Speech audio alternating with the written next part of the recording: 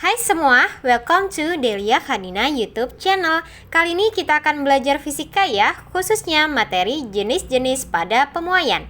Yuk kita mulai saja.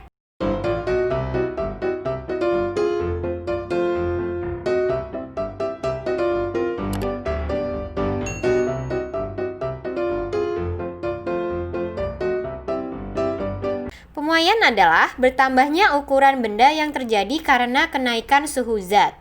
Pemuaian tersebut dapat terjadi pada zat-zat yang padat, cair, dan juga gas. Besarnya pemuaian zat tersebut sangat tergantung pada ukuran benda pertamanya, kenaikan suhu, dan juga jenis zat. Terdapat 3 jenis pemuaian, yaitu pemuaian pada zat padat, pemuaian pada zat cair, dan pemuaian pada zat gas. Pemuaian zat padat adalah jenis pemuaian yang terjadi pada suatu benda. Contohnya seperti bingkai jendela, rel kereta api, dan kabel listrik. Sambungan pada rel kereta api diberi sedikit celah agar saat siang hari dan mengalami pemuaian, rel tidak bengkok. Terdapat 3 macam pemuaian pada zat padat, yaitu pemuaian panjang, pemuaian luas, dan pemuaian volume. Kita akan bahas dulu pemuaian panjang pada zat padat. Pemuaian panjang adalah bertambahnya ukuran panjang suatu benda karena menerima kalor. Pada pemuaian panjang, nilai lebar dan tebal sangat kecil dibandingkan dengan nilai panjang benda tersebut, sehingga lebar dan tebal dianggap tidak ada. Contoh benda yang hanya mengalami pemuaian panjang saja adalah kawat kecil yang panjang sekali. Pada pemuaian panjang zat padat berlaku rumus delta L sama dengan alfa dikali L0 dikali delta T. Rumus ini untuk mencari perubahan panjangnya.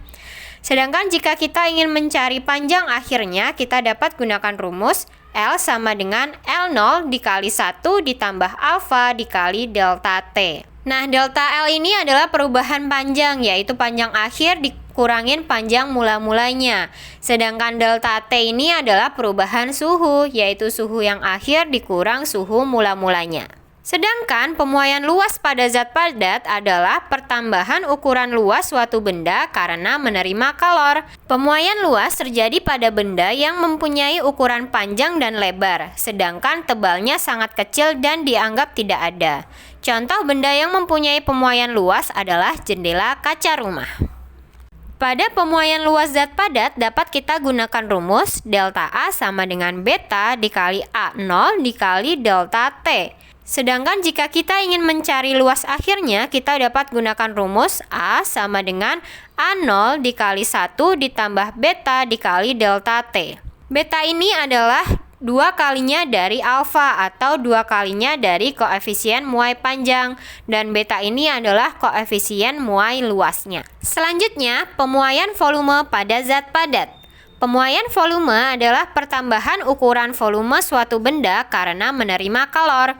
Pemuaian volume terjadi pada benda yang mempunyai ukuran panjang, lebar, dan tebal. Contoh benda yang mempunyai pemuaian volume adalah kubus, air, dan udara. Pemuaian volume pada zat padat dapat kita gunakan rumus delta V sama dengan gamma dikali V0 dikali delta T. Ini merupakan rumus untuk mencari perubahan volumenya.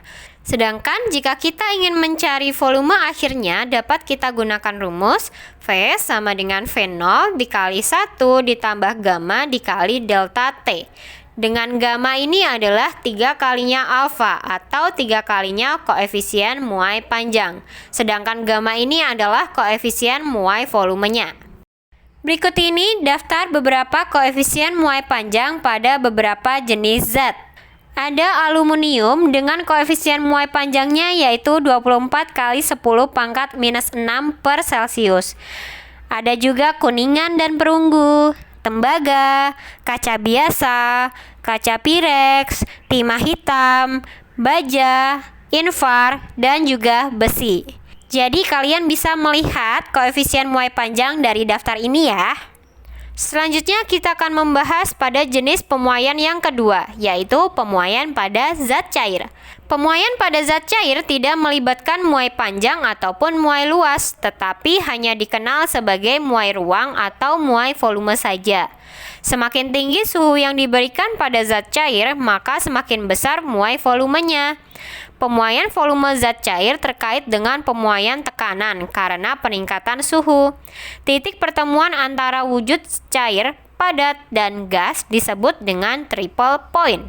Ada di grafik di samping kiri tulisan ini. Lalu, khusus untuk air, pada kenaikan suhu dari 0 derajat sampai 4 derajat Celcius, volumenya tidak bertambah, akan tetapi justru menyusut.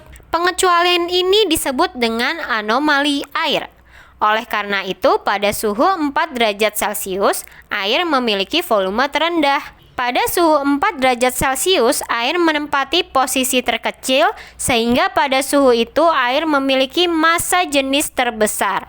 Jadi, air bila suhunya dinaikkan dari 0 sampai 4 derajat Celcius akan menyusut, dan bila suhunya dinaikkan dari 4 derajat Celcius ke atas akan memuai. Grafik pada anomali air ini terdapat pada gambar di samping kiri ini.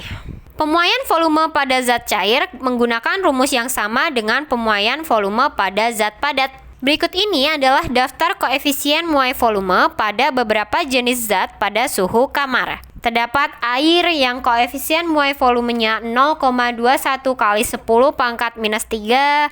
Ada juga alkohol, benzena, aseton, gliserin, raksa, terpentin, bensin, udara, dan helium. Kalian dapat melihat daftar koefisien muai volume pada tabel ini. Selanjutnya, jenis ketiga dari pemuaian yaitu pemuaian pada zat gas. Gas mengalami pemuaian ketika suhunya bertambah dan akan mengalami penyusutan jika suhunya turun.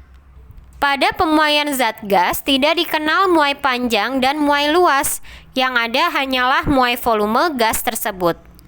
Pemuaian pada zat gas dibagi menjadi yang pertama saat isotermik, yang kedua saat isobarik, dan yang ketiga saat isohorik.